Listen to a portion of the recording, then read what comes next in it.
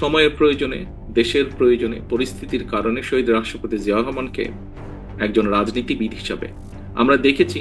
একজন রাজনীতিবিদের যেই কাজ, উনি একজন সৈনিক হয়েও তারপরে যখন উনি রাজনীতিবিদ হিসাবে আবর্তিত হলেন বা রাজনীতিবিদ হিসাবে উনি যখন কাজ শুরু করলেন, সেই সময় আমরা দেখেছি যে উনি ঢাকা শহরের ভিতরে বসে থাকেন।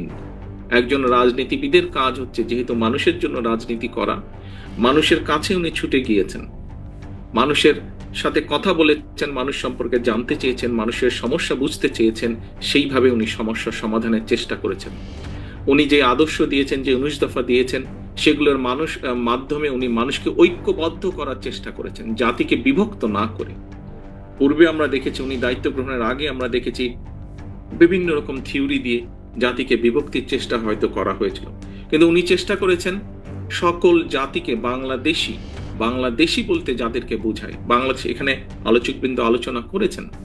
স্বাভাবিকভাবেই একটি দেশের মধ্যে বিভিন্ন ধরনের মানুষ থাকতেই পারেন, থাকাটাই স্বাভাবিক।